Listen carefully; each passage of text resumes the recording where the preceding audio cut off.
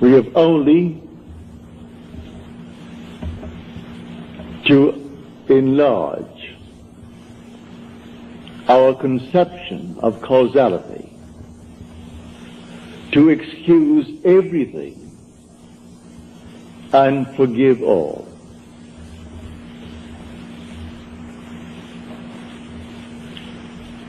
Now let me just state one little thought from Scripture first before we unfold it.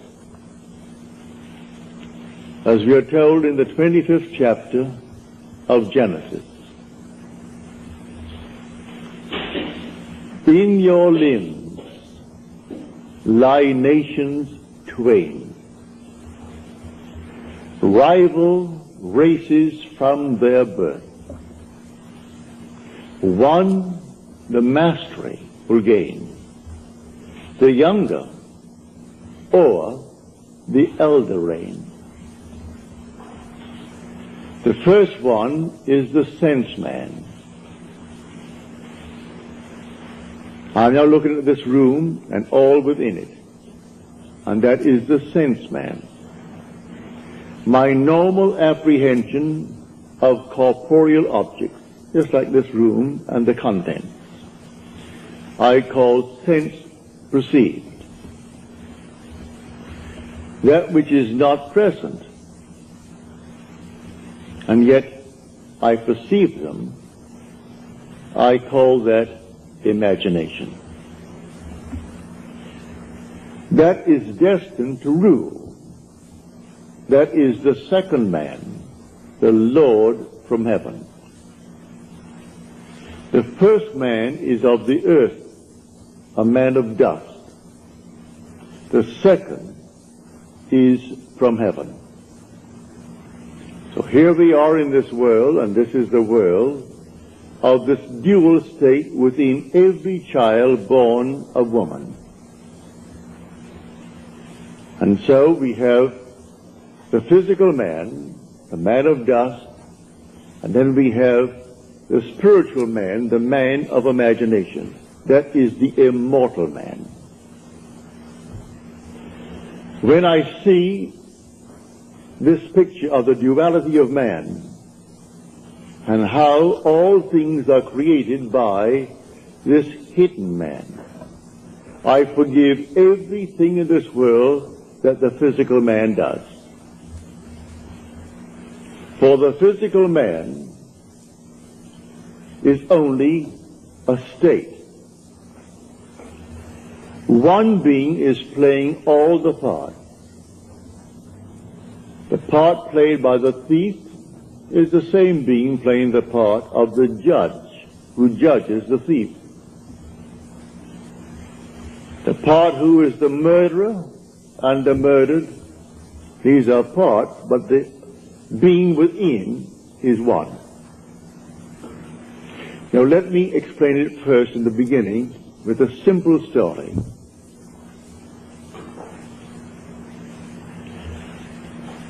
About 8 years ago, I was in New York for a month, and two of my brothers, Victor and Lawrence, came up and spent 2 weeks with me in New York City. They checked into the same hotel. They wanted to see everything they could within 2 weeks, and I bought them 14 shows. And sometimes they went even to an afternoon show. They wanted to see everything in the crowded 2 weeks. But the one thing my brother Lawrence wanted to see was the new presentation of Aida. Well, the papers said it was sold out from the very moment that it was stated, a new presentation. Same music, naturally. The same score, but new scenery, something new about it. And this captured the imagination of all opera lovers, and they all wanted to see Aida. The one thing he wanted to see was Aida. But the papers had huge big ads. Not one seat is available. Come down and buy seats for the other shows. And this was the old opera house around 40th Street and Broadway. It ran from Broadway to 7th, the old Metropolitan. So this morning we set out. I said, it doesn't really matter. I said, let us go. We have to go down and have lunch anyway. We will go and just see. We got there, and these huge big signs on the outside, no seats for Aida available. And they were plastered all over the Metropolitan. I went in, and there were 3 lines leading towards the 3 windows, selling tickets for the entire season. And there was no seat for Aida. I got into the first line. It was a very long line. Then I saw the 3rd line from me moving more rapidly than the 1st and the 2nd. So I moved over to that line. Then we all moved rapidly forward. As we got to the window, and seemingly no hope of getting tickets, but before I left my hotel room, I simply assumed that I had the tickets for my 2 brothers. I didn't want to go. They wanted to see it. So I assumed that I gave them the tickets. I got into this line and we moved rapidly towards the window. As we got there to the window, a tall, blond man, he was about, he must have been 5'11", he must have been about 6'4". He stretched his hand up over my head and diverted the ticket seller as he asked a question, while one in front of me is buying seats not for Aida, because that's completely sold out. He is buying 2 other seats for some other opera. Then he departed after he diverted the man's attention. This man pushed on some bills under the window. And then, as the teller looked at the money, and this man is at the door now, the tall, blond fellow. And he gave this man the ticket, and then suddenly he said, well, he only gave me $3. He should have given me, and he mentioned the money he should have given me. At that, he was bewildered. The teller was bewildered. I turned around and I screamed at that tall blonde. I said, sir. I screamed so loudly he couldn't stop but be attentive. He turned around and I said, come back here. You're wanted. He came back like a little child being led by the nose. He came back and he said, what's wrong? And the man said, this is all that he gave me. 2 $1 bills. He said, oh no, you didn't. He gave you 2 10s. Then I said, no, you didn't. I was standing right here. I saw what you did. You gave him 2 $1 bills. That's all that you gave him. The man is flabbergasted. He was so completely dumbfounded, he didn't know what to do. I said, I am standing here. I saw exactly what was done. Then he opened up his purse, and here was a stack of 1s, and he had a $20 bill and 2 10s. He said to the man, when will you discover your mistake? Because I gave you 2 10s.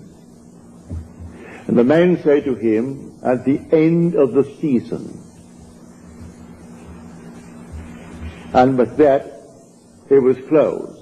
And the man then took out the money and paid for the ticket and took back his 2 1s. Then I said to him, I want 2 seats for Aida tonight. And I want them in the horseshoe circle. I want them center. He said, yes, sir. And he took from what is called the VIP. They always keep a few out. though the house is sold out, they always keep a few seats for those who are coming, called the very important people. But I am certainly not a very important person. But I saved him from the loss of $20. And he quickly took the 2 seats out and said to me, $20. I gave him the $20, went back and gave the 2 seats to my brothers. Now, a state called a thief. These 2 men have chosen to be thieves in their world. They're con men. It's perfectly all right. God made everything for its purpose, even the wicked, for the time of trouble. Read that in the 16th chapter, the 4th verse of Proverbs. He made everything for its purpose, even the wicked, for the day of trouble. Well, the day of trouble may not be a war. I was troubled. How to get these tickets? That's a moment of trouble. And I simply assumed that I had them. And I simply played my part in my imagination before I left my hotel room, that my brothers are going to see this show this night of Aida, the new presentation of Aida. Then 2 who have already given themselves over to the state of a thief. They had to actually come right into the line. I took the first line, then I moved over to the 3rd line because I saw it moving more rapidly. So he comes over to the 3rd line and plays his part beautifully. If he had not done what he did, I would not have received those tickets because I am not a very important person. But the man looked me in the eyes and said, here is an honest man. As far as he is concerned, I am an honest man who saved him from losing $20. And so he quickly took out the 2 seats. I paid for them, naturally, didn't give them to me. I was willing to pay for my seats, but you couldn't buy them. All over the place, sold out, sold out, sold out, all over the Metropolitan Opera. You could paste it on the wall, and in a huge big ad in the paper, Aida is sold out. And I went that day and got those seats right in the circle, in center row for my 2 brothers, because one man played his part beautifully. He had given himself over to a con man. He finds it easier to make a living being a con man. There are those who are pickpockets. There are schools that teach people to be pickpockets. Do you know that? They come right out of the school and go into a profession. All right, that's their part. They play that part. Now you play your part beautifully, and one of them can be instrumental in getting you what you want in this world. So I wanted 2 seats for Aida. Were it not for a con man in that world, I would not have had those 2 seats. So he comes into the line where I was in the line. He comes forward, and just as I got to the ticket window, he puts his hand over my head to divert the man's attention. And the one in front of me, who is buying 2 seats, not for Aida because you can't get them. He is buying 2 seats for something else. And he puts out $2 bills instead of 2 10s. And then this man starts, and I turned around as though I was inspired. And with my full voice, I said, "Sir, come back here." He had to come back. So he came on back just like a little child and stood next to me, and he looked down at me. He wouldn't dare budge. When I said, "You didn't give him anything more than what he's showing you now.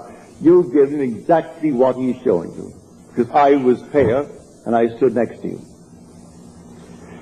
He was helpless. He couldn't hit me. He was many inches my height. I'm 5'11", and he may be about 6'5" or more.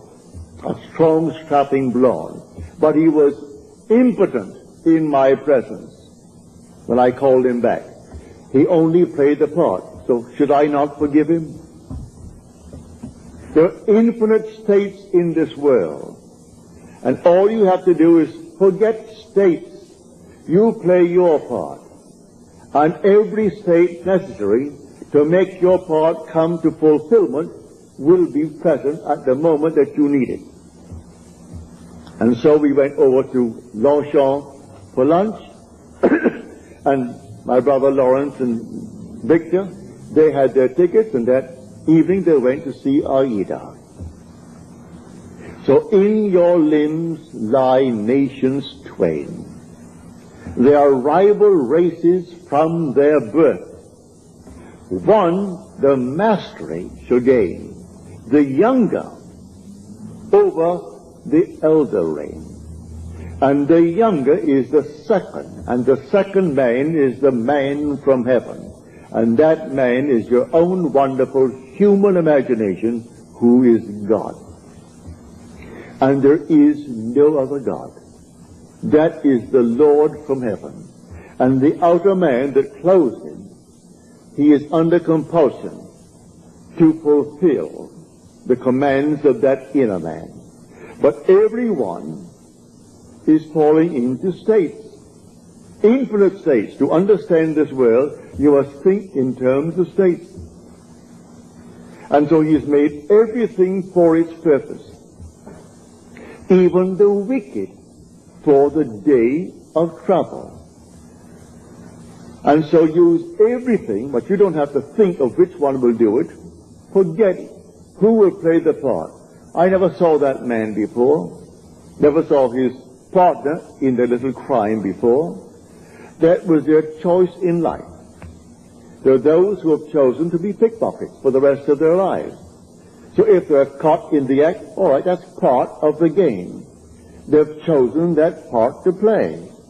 There are those who have chosen their part to play, like Mr. Hoover, who just departed this world. He chose that part. And there are others who chose other parts. Either wisely or unwisely, we fall into these things. But when the inner man begins to awake, he selects his part wisely. It's entirely up to us. So I tell you, everything in this world that you want to be, you can be, if you know that there are only states. You move into the state because the occupant of the state does not differ from the occupant of any other state. The one who played the part that day of the con man to get 2 tickets for $2 instead of $20 and go on the street and sell them for $15 and make himself a quick few bucks. The same occupant is God. God is playing all the parts. So all we have to do is simply to expand a little bit our conception of causality, to actually excuse everything and forgive everyone in this world. I forgave him because he actually was instrumental in getting me the 2 seats for my brothers. Were he not playing that part at that moment, I would not have had the seats. But before I left my hotel room, I simply assumed that my brothers had their seats and they were going to see Aida, and they came home thrilled beyond measure. So we went down, and seemingly no hope. I wasn't concerned about any hope. There were 3 long, long lines. After all, you're selling not just for the show of the night, you're selling for the afternoon show, you're selling for the evening show and for the entire season. And by a month in advance, 2 months in advance, they're all there. And so here are the lines, and there were 3 lines and 3 windows open. And what caused me to move to that moving window? The Father in me, he knew which one is going to play what part, because they're all in states. And my fellow is fully aware of all the states in the world. And if you can play a part to aid me in the fulfillment of my dream, you'll play. And so if I need a thief, there must be a thief somewhere. He was a thief. And he played a far better part in my getting the ticket than if he were an honest man.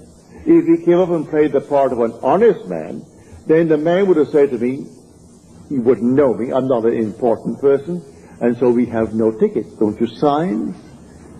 No tickets available. It's a sellout. But it was not a sellout, and a thief made it possible for me to get my 2 tickets. So when you see this, you forgive every being in the world. Everyone. They're all playing their part. So don't condemn anyone, because everyone will be instrumental in fulfilling your dream if you know this law. It's all infinite states. But remember, you are awakening to the reality of the second man.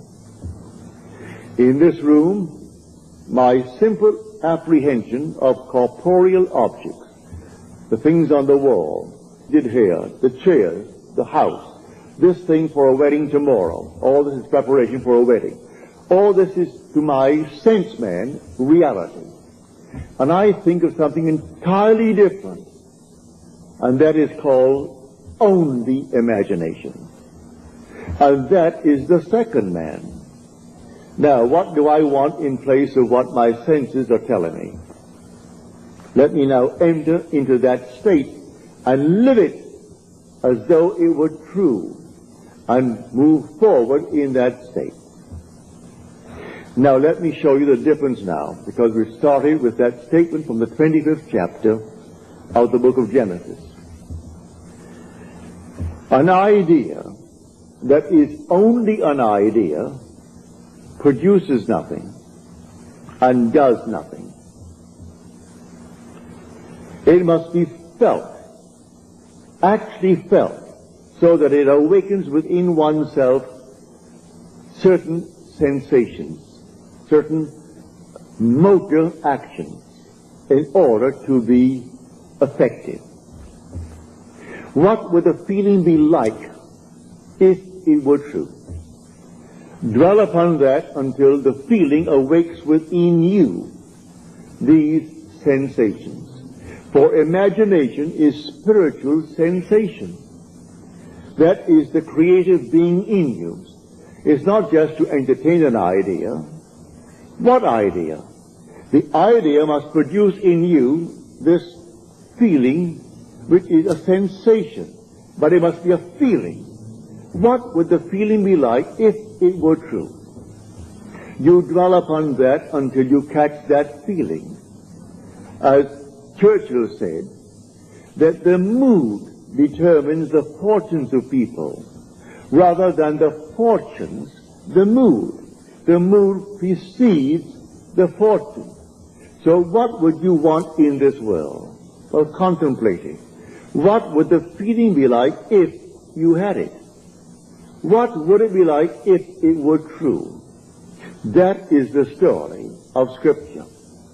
If I could only feel that I am already the man that I want to be, that I'm already the woman that I want to be, and feeling, then it's not only an idea, which as an idea without feeling will produce nothing. Now it has everything, because in this story he said to the second man, "Come close, my son, that I may feel you." The secret is in the feeling. So Esau went out. He is the first man, covered with hair, the outer man. And Jacob is the inner man, the man of imagination, who is hairless. It isn't 2 little boys. These are only symbols.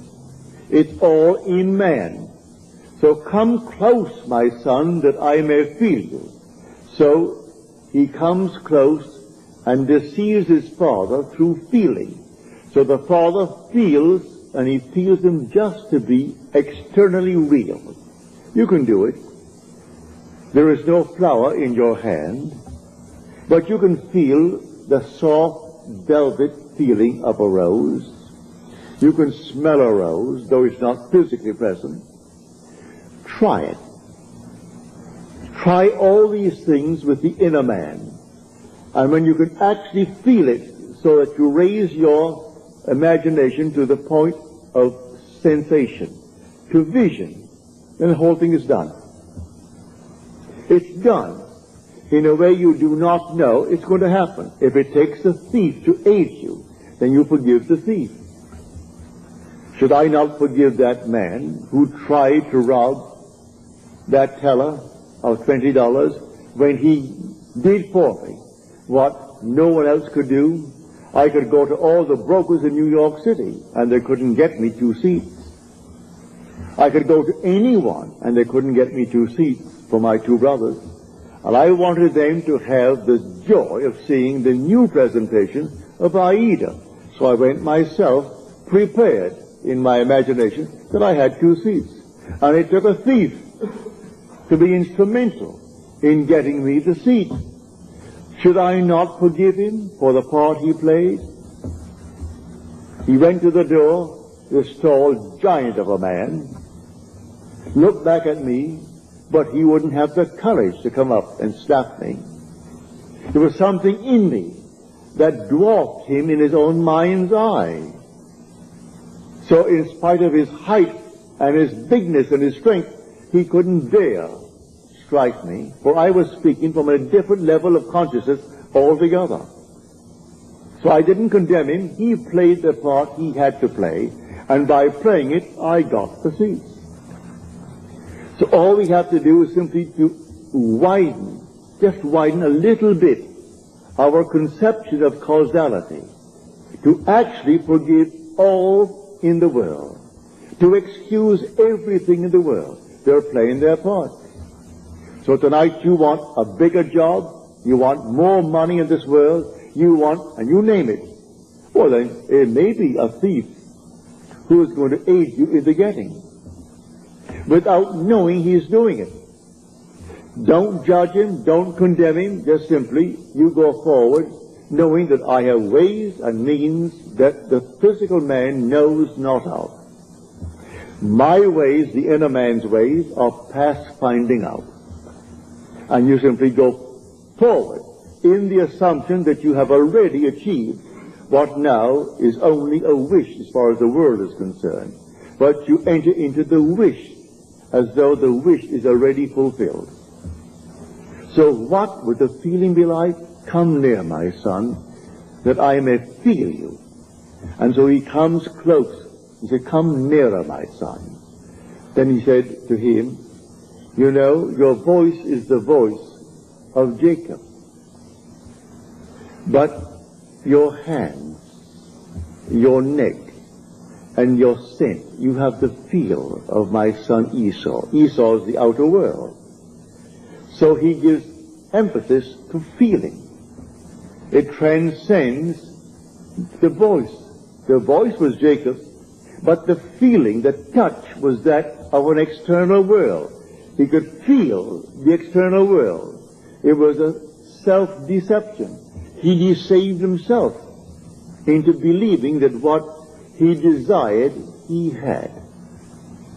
It's not 2 little boys born of a woman. All this is parable. The whole story of the Bible is all parabolic.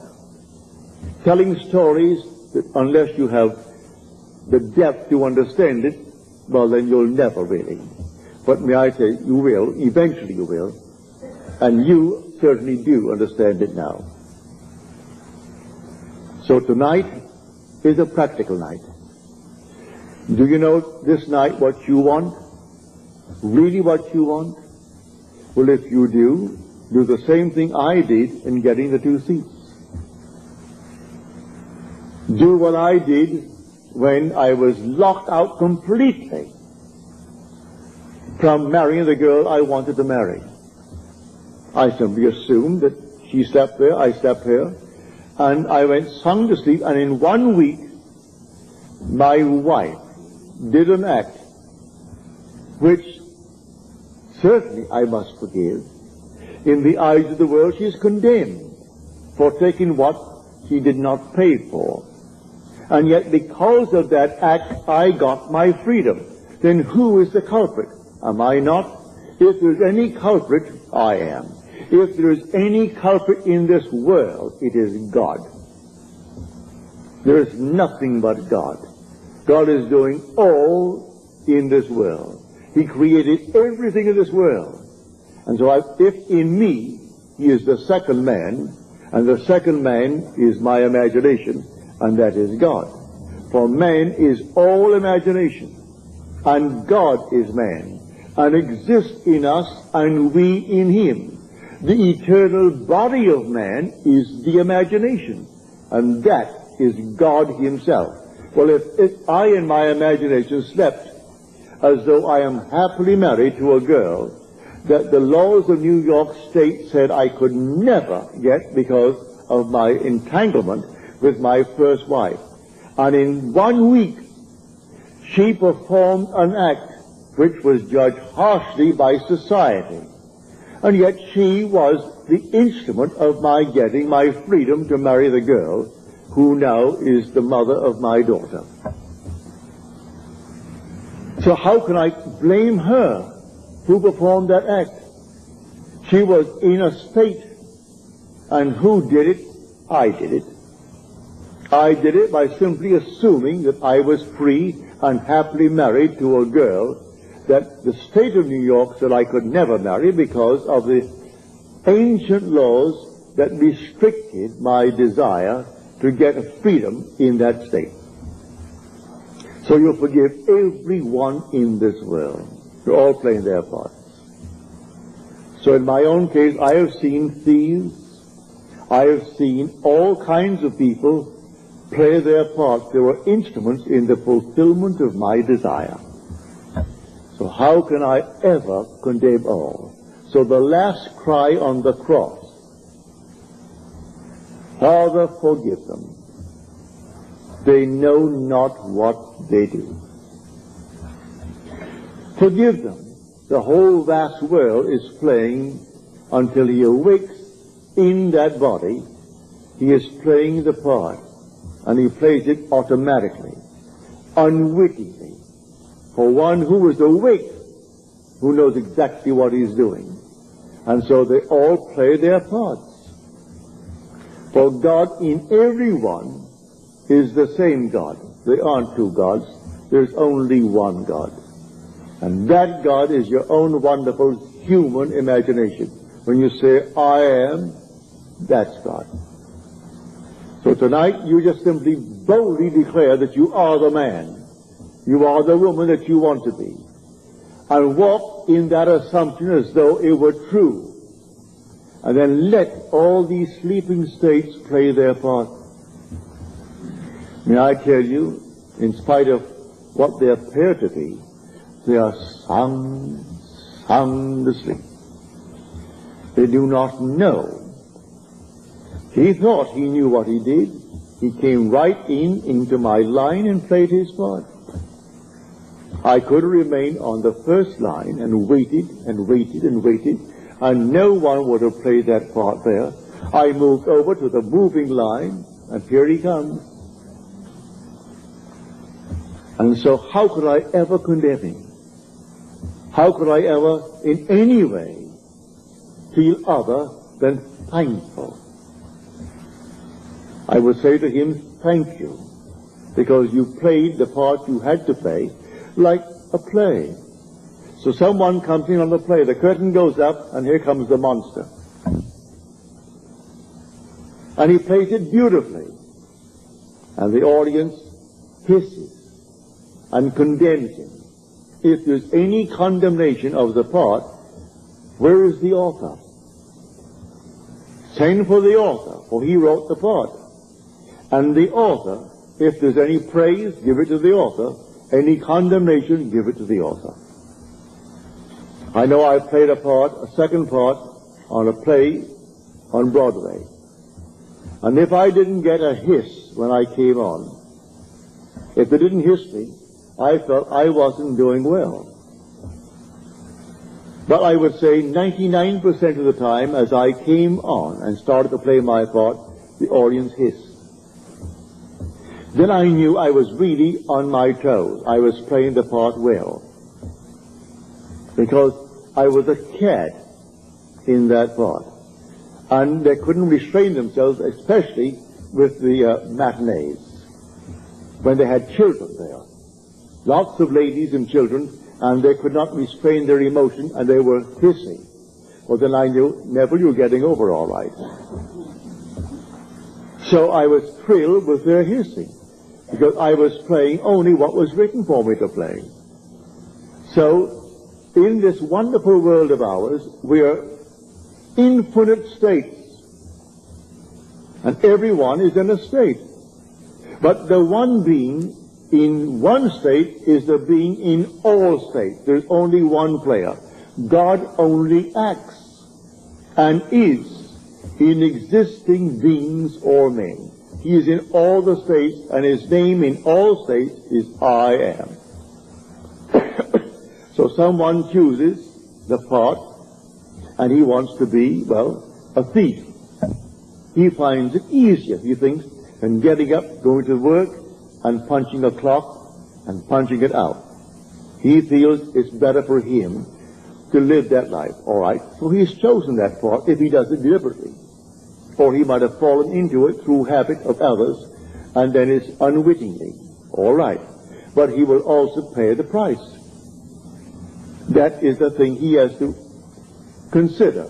He'll pay the price because the part has a price with it. But in spite of that, he can be used in the fulfillment of your dream. Now, many of you have had, from your letters, dreams of death recently. May I tell you, it's a healthy, healthy sign. Dreams are egocentric. You cannot grow and not outgrow in this world. To outgrow is to die. You die to one state and you move into another state. So anyone dreaming of death, many of you have dreamt of my death numberless times. As Paul said, I die daily. Every day he grows. If he did not die every day, well, then he didn't grow that day. So death, when you see yourself buried, or you see yourself in a coffin, or you see these things in your dreams, is only a beautiful symbol of your growth. You are growing, that's why you see yourself buried, or you see yourself in a tomb. It's simply an expansion of consciousness. So you die to one state of consciousness as you enter a greater state of consciousness. So when people see themselves dying, or others say you're dead, it has nothing to do with a little physical body, because you don't die anyway. Not really, for nothing dies. It's always an expansion, an expansion, an expansion. So when you do see yourself being buried, give praise. You have died to your former beliefs.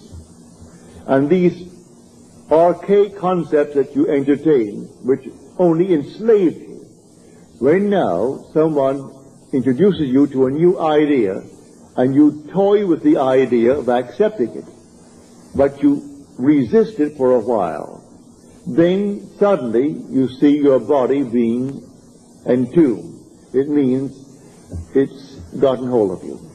These new ideas that will call you to an expansion of yourself, and so the old man dies that the new man may live. A seed must fall into the ground and die before it can be made alive.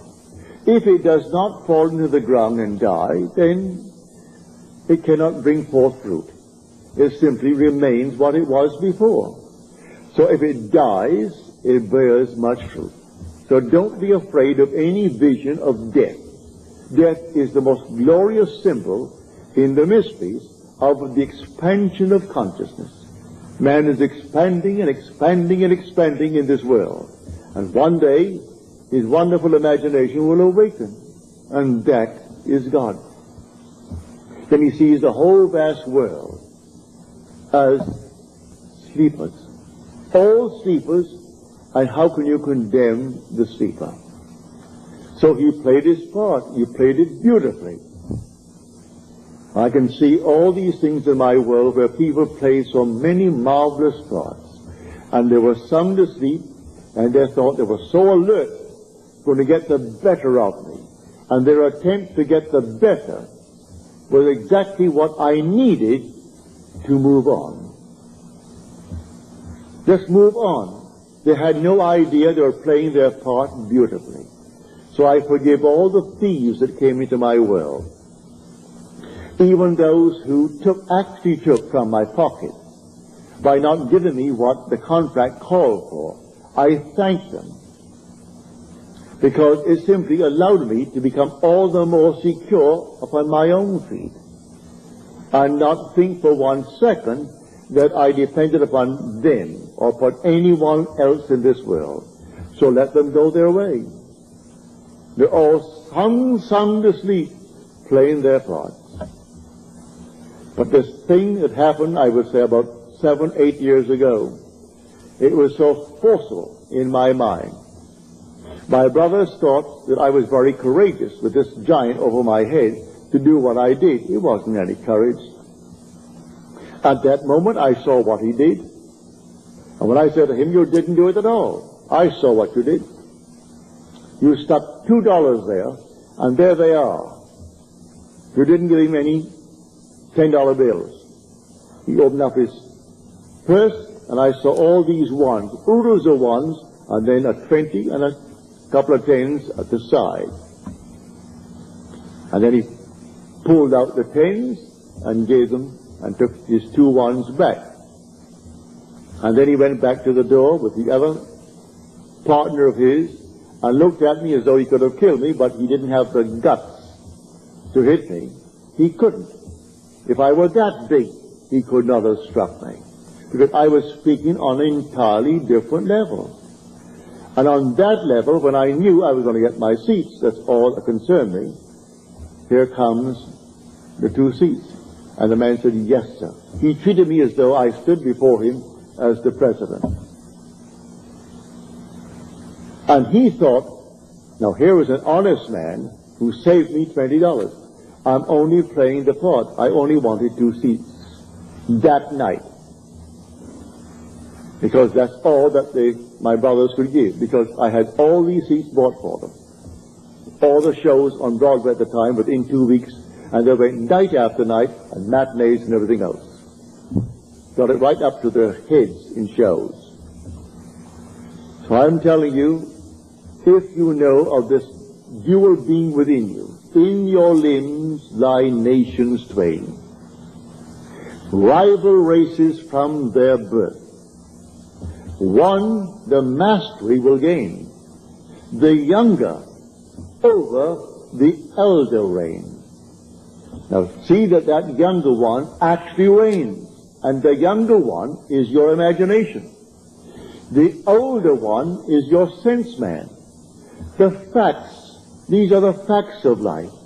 What is my bank account? And I owe more than the bank account has in it now? Well, now that is Esau's judgment. Now, Jacob puts in 50 times what is there now. In my mind's eye, I have deposited 50 times more than is there. How it's going to happen, I don't know. I don't know any more than I knew that day when I started off with the Metropolitan Opera, how I'm going to buy seats. When the papers tells me you can't buy a seat, huge big ad, save your time, don't come. All other seats are available, but not for Aida. And I go down only for Aida, and I get them, because of a seeming thief played by the part of God. For God plays all the parts in the world. There is nothing but God. And say, I am, that's God. That is the Lord Jesus within you. That is your immortal being that cannot die. He cannot die. That is your eternal self when you say, I am. Imagination is not some vague essence. It is a body, a reality, an infinite body that is so perfect when it's awakened that in its presence everything is made perfect. But while it is awakening, it exercises that power. and draws into its world everyone that can play the part for its fulfillment of its dream. So here, I hope you heard it clearly. I hope I made it as clear as I can, because tonight should be a very practical night. That you will go out knowing who you are. You are dual beings. But the first man is of the dust, and to dust he returns. That is the man of earth. The second man is the Lord from heaven, and he cannot die. That's your own wonderful human imagination. It cannot die. But it sleeps embodied in this tomb. And one day it will awaken. As I've told you in the past, the symbolism of Scripture will surround you. It's perfect. It is true. Everything told you in Scripture as to his birth, you are going to experience. And then your imagination awakens. And you trust no one but it. Only this being within you do you really worship. Let them give all the medals and all the honors to this, that, and the other, to the little earthly man. It doesn't interest you.